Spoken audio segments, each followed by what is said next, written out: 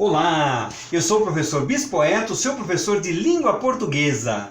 As palavras voam soltas de Bispoeta.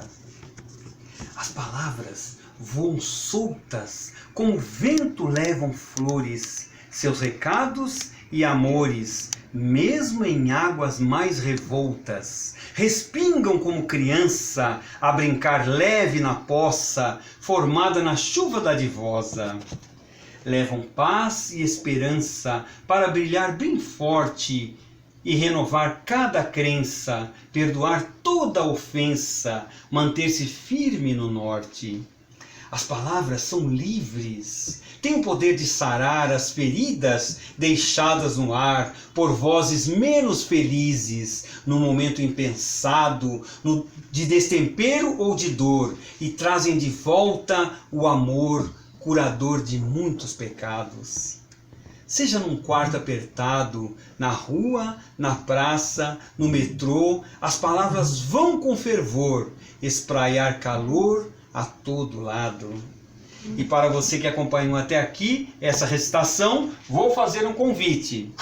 Inscreva-se no canal, toque no sininho, compartilhe os vídeos e, se puder, ao fim dessa teleaula, coloque sua observação, coloque sua dúvida. Eu terei o maior prazer de responder a todas as questões. Tudo bem?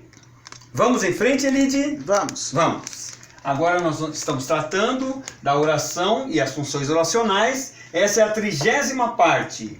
Os tipos de argumento determinantes do predicado complexo.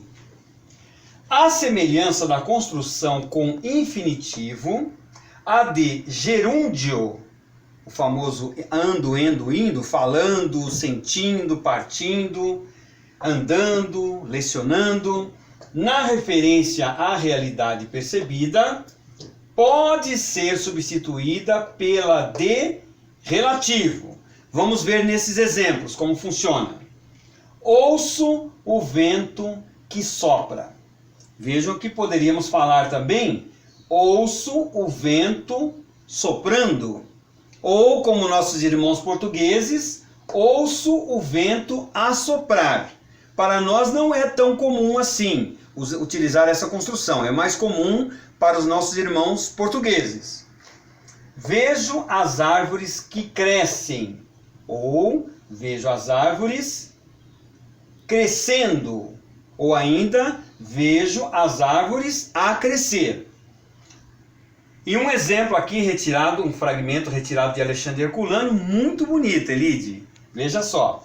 Subitamente a chuva fustigou as vidraças. O primeiro bofar do vento fez ramalhar as árvores meio calvas. E sentiu que se abismava debaixo das arcarias da pedra. Alexandre Herculano. Poético. Aqui eu coloquei bofar e coloquei em preto para dizer que bofar é expelir pela boca. Mas aqui Alexandre Herculano está atribuindo uma atitude humana para um ser inanimado. Olha que interessante, porque a árvore não faz isso. Quem faz isso é um ser humano, mas aqui ele resolveu atribuir uma ação de um ser humano num ser inanimado. Isso é muito interessante. É um recurso muito bonito. Vocês que se atrevem a escrever como eu, usem esse recurso que é muito bonito. Atribuir feições humanas ou atitudes humanas para seres inanimados. É muito bonito isso. A mesma particularidade se repete com eis, que rigorosamente se acompanha de objeto direto. Vamos de novo para Alexandre Herculano. Apenas os primeiros raios de sol faziam reluzir as armas, semelhantes no brilho trêmulo ao alvejar da geada. Ei-las que pareciam rolar-se pelas encostas. Número 6. O complemento agente, também chamado de agente da passiva ou agente da voz passiva, um tipo de termo argumental não obrigatório, é o que a gramática tradicional chama agente da passiva. Caracteriza-se por ser um termo preposicionado, marcado pela preposição por e, mais raramente, por de, com verbos empregados como transitivos diretos na chamada voz ou construção passiva, que nós vamos ver daqui a pouco, depois de molhar o bico. Quem precisar do professor Bispoeta pode encontrá-lo nesse telefone, que é também o WhatsApp. Ele é revisor e professor particular de língua portuguesa. Quem tiver interesse é só entrar em contato.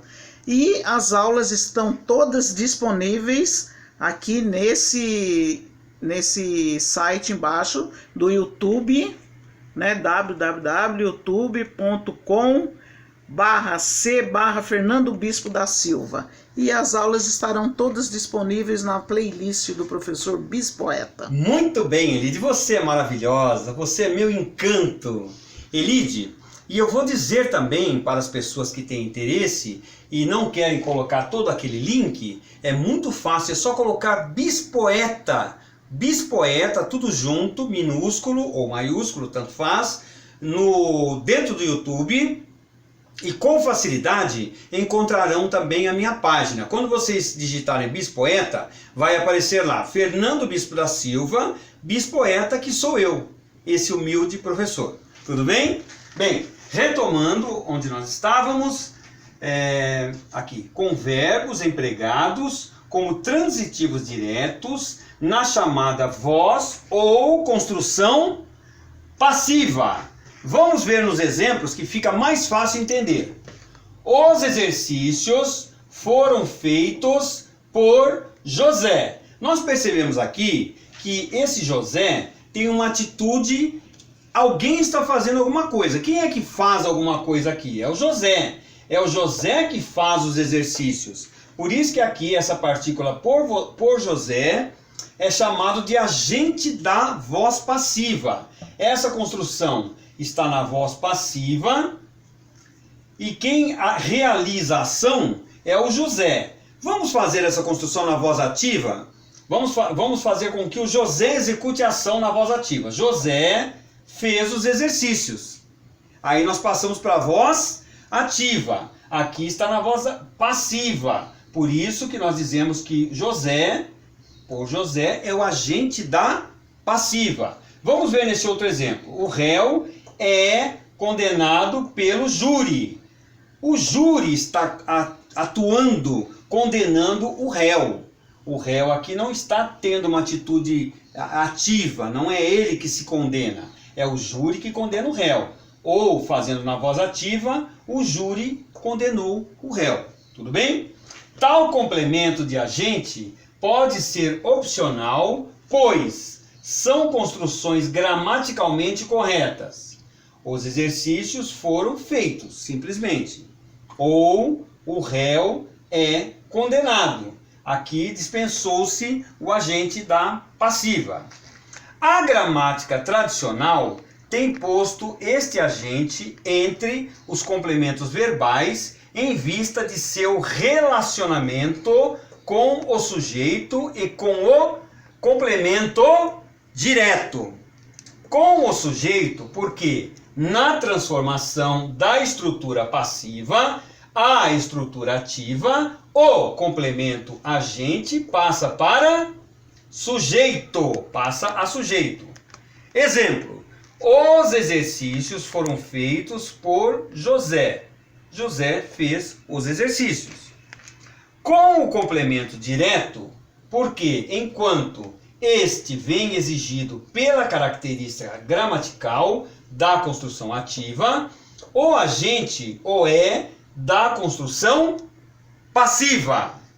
Em geral, o complemento de agente apresenta o traço semântico animado, como revelam nos exercícios acima, José por José e júri pelo júri. Quando não há o traço animado, pode apresentar o traço potente, representado lexicalmente por nome de coisa, mas capaz de praticar ou fazer, desenvolver uma ação, como nos exemplos seguintes. Vamos aos exemplos. O menino foi atropelado pelo ônibus escolar, ou o ônibus escolar atropelou o menino. Os alpinistas foram surpreendidos pelo vendaval, ou o vendaval surpreendeu os alpinistas. Eu trouxe um exemplo aqui, só para finalizar, do Perini, que é um exemplo em que não há possibilidade de passar para a voz passiva, simplesmente pelo fato de que fica estranho, inaceitável, agramatical. O Zé dobrou a esquina. A esquina foi dobrada pelo Zé? Fica completamente estranho e dá vontade de rir, como fez a Elide agora. É uma situação que não dá para ter a voz passiva, simplesmente porque não dá para fazer essa transformação. Tudo bem? Bem, e tem outros exemplos ainda. Bem, estamos chegando ao final de mais esse módulo de língua portuguesa, muito felizes por podermos compartilhar esses momentos que nós julgamos momentos de extrema importância, momentos de congraçamento da nossa língua portuguesa, onde nós podemos fazer essa troca, esse intercâmbio, fazer a socialização do conhecimento, que é o nosso maior objetivo. Sejam muito felizes e fiquem com Deus.